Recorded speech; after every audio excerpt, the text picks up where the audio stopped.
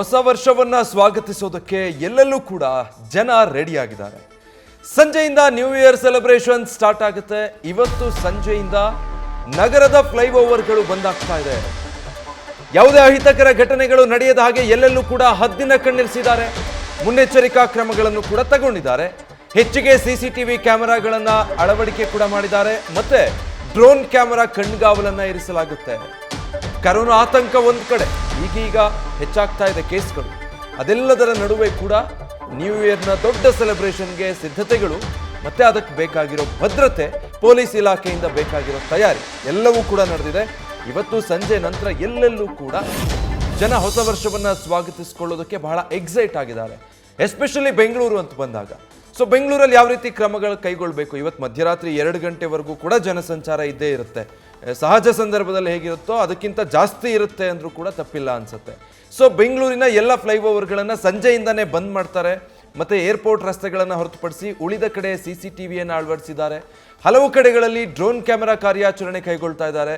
ಸಂಪೂರ್ಣ ಹದ್ದಿನ ಕಣ್ಗಾವಲಿರಿಸಿದ್ದಾರೆ ಪೊಲೀಸರು. ಡೀಟೇಲ್ಸ್ ಕೊಡ್ತಾರೆ ರಘುಪಾಲ್, ಲೈವ್ನಲ್ಲಿ ಜಾಯ್ನ್ ಆಗ್ತಾ ಇದ್ದಾರೆ.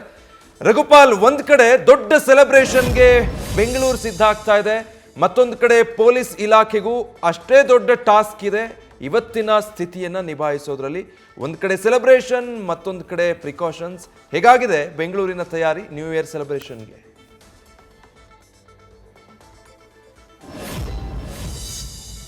ವಿಜಯ್, 2023 ದಾಟಿ 2024 ಹೊಸ ವರ್ಷನ ಬರಮಾಡ್ಕೊಳ್ಳೋದಿಕ್ಕೆ ಕ್ಷಣಗಣನೆ ಆರಂಭ ಆಗಿರುವಂತದ್ದು.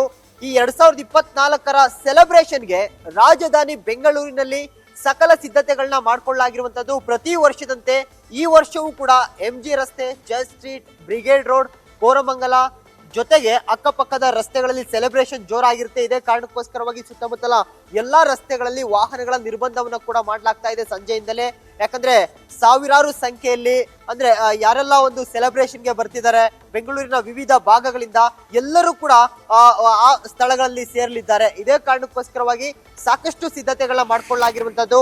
BBMP ಜೊತೆಗೆ ಪೊಲೀಸ್ ಇಲಾಖೆ, ಬೆಸ್ಕಾಂ, ಹೀಗೆ ಎಲ್ಲವೂ ಕೂಡ ಇಲಾಖೆಗಳು ಸಮನ್ವಯವನ್ನ ಸಾಧಿಸಿ ಆಯಾ ಇಲಾಖೆಗಳು ತಮ್ಮ ಜವಾಬ್ದಾರಿಯನ್ನ ಏನ್ ಕೊಟ್ಟಿದೆ ಆ ಎಲ್ಲಾ ಜವಾಬ್ದಾರಿಗಳನ್ನ ನಿಭಾಯಿಸ್ತಿರುವಂತದ್ದನ್ನ ಈಗ ನಾವು ನೋಡ್ತಾ ಇದ್ದೀವಿ. ಬೆಂಗಳೂರಿನಲ್ಲಿ ಸಾಕಷ್ಟು ರಸ್ತೆಗಳಲ್ಲೂ ಕೂಡ ಬ್ಯಾರಿಕೇಡ್ ಗಳನ್ನ ಹಾಕಿ ವಾಹನಗಳನ್ನ ನಿಯಂತ್ರಣ ಮಾಡುವಂತ ಕೆಲಸ ಕೂಡ ಹಾಕ್ತಿರುವಂತದ್ದು.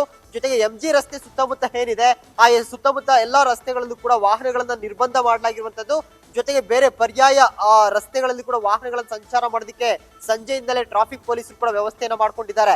ಜೊತೆಗೆ ಯಾವುದೇ ಅಹಿತಕರ ಘಟನೆಗಳು ನಡೀಬಾರದು ಅನ್ನೋ ಕಾರಣಕ್ಕೋಸ್ಕರವಾಗಿ ಪ್ರಮುಖ ರಸ್ತೆಗಳಲ್ಲಿ, ಜೊತೆಗೆ ಎಲ್ಲೆಲ್ಲಿ ಪಾರ್ಟಿಗಳು ನಡೆಯುತ್ತೆ ಆ ಎಲ್ಲಾ ಸ್ಥಳಗಳಲ್ಲಿ ಕೂಡ CCTV ಕ್ಯಾಮೆರಾಗಳನ್ನ ಅಳವಡಿಸಲಾಗಿದೆ. ಜೊತೆಗೆ ಡ್ರೋನ್ ಹದ್ದಿನ ಕಣ್ಣು ಕೂಡ ಇರಲಿದೆ. ಇನ್ನು ಇದನ್ನ ಹೊರತುಪಡಿಸಿದ್ರೆ ಈ ಬಾರಿ ಕೋವಿಡ್ ಪ್ರಕರಣಗಳ ಸಂಖ್ಯೆ ಜಾಸ್ತಿ ಆಗ್ತಿರುವಂತಹ ಹಿನ್ನೆಲೆಯಲ್ಲಿ ಅಂದ್ರೆ ಆರೋಗ್ಯ ಇಲಾಖೆಗಳು ಕೂಡ ಸಾಕಷ್ಟು ಕ್ರಮಗಳನ್ನ ಕೂಡ ತೆಗೆದುಕೊಳ್ಳಲಾಗ್ತಿರುವಂತದ್ದು. ಅದರಲ್ಲಿ ಪ್ರಮುಖವಾಗಿ ನೋಡೋದಾದ್ರೆ ಜನಸಂದಣಿ, ಎಲ್ಲೆಲ್ಲಿ ಜನ ಗುಂಪು ಸೇರ್ತಿದ್ದಾರೆ ಅಂತಹ ಕಡೆಗಳಲ್ಲಿ ತಾತ್ಕಾಲಿಕ ಆರೋಗ್ಯ ಕೇಂದ್ರಗಳನ್ನ ಅಂದ್ರೆ ಹೆಲ್ತ್ ಕಿಯೋಸ್ಕ್ಗಳನ್ನ ಓಪನ್ ಮಾಡ್ತಿರುವಂತದ್ದು. ಎಮರ್ಜೆನ್ಸಿ ಚಿಕಿತ್ಸೆ ಬೇಕಾದಂತಹ ಸಂದರ್ಭದಲ್ಲಿ ಚಿಕಿತ್ಸೆ ಕೊಡೋದಕ್ಕೂ ಕೂಡ ಆರೋಗ್ಯ ಸಿಬ್ಬಂದಿ ತಯಾರಾಗಿದ್ದಾರೆ. ಅದನ್ನ ಹೊರತುಪಡಿಸಿದ್ರೆ ಒಂದಷ್ಟು ಪ್ರಿಕಾಷನ್ಸ್ ಅನ್ನ ಕೂಡ ಸಾರ್ವಜನಿಕರಿಗೆ ಆರೋಗ್ಯ ಇಲಾಖೆ ಕೊಟ್ಟಿದೆ. ಅಂದ್ರೆ ನೀವು ಅಂತರವನ್ನ ಕಾಯ್ದುಕೊಳ್ಳಿ, ಜೊತೆಗೆ 60 ವರ್ಷ ಮೇಲ್ಪಟ್ಟಂತಹ ಸಂದರ್ಭದಲ್ಲಿ ನೀವು ಮಾಸ್ಕ್ ಅನ್ನ ಧರಿಸಿ ಪಾರ್ಟಿಗಳಲ್ಲಿ ಪಾಲ್ಗೊಳ್ಳಿ ಅನ್ನುವಂತಹ ಮನವಿಯನ್ನ ಕೂಡ ಆರೋಗ್ಯ ಇಲಾಖೆ ಮಾಡ್ಕೊಂಡಿರುವಂತದ್ದು. ಆದ್ರೆ ಇಲ್ಲಿ ಮಾಸ್ಕ್ ಇರ್ಬೋದು, ಸಾಮಾಜಿಕ ಅಂತರ ಇರ್ಬೋದು, ಯಾರಿಗೂ ಕೂಡ ಕಡ್ಡಾಯ ಅಲ್ಲ.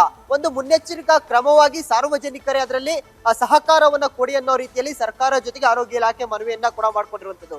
ಜೊತೆಗೆ ಇವತ್ತು ಪಾರ್ಟಿ ಸುಮಾರು ಮಧ್ಯರಾತ್ರಿ 2 ಗಂಟೆವರೆಗೂ ಕೂಡ ನಡೀತಿದೆ. ಇದೇ ಕಾರಣಕ್ಕೋಸ್ಕರವಾಗಿ ಬೇರೆ ಬೇರೆ ಸ್ಥಳಗಳಿಂದ ಬರುವಂತವರಿಗೆ ಅಂದ್ರೆ ವಾಹನಗಳ ಸಮಸ್ಯೆ ಆಗ್ಬಾರ್ದು ಅನ್ನೋ ಕಾರಣಕ್ಕೋಸ್ಕರವಾಗಿ ಒಂದ್ ಕಡೆ BMTC ಹೆಚ್ಚುವರಿ ಬಸ್ಗಳನ್ನ ಬಿಟ್ಟಿದೆ. ಜೊತೆಗೆ 1:30ರಿಂದ 2 ಗಂಟೆವರೆಗೂ ಕೂಡ ಬಸ್ಗಳನ್ನ ಎಕ್ಸ್ಟೆಂಡ್ ಮಾಡಿರುವಂತದ್ದು.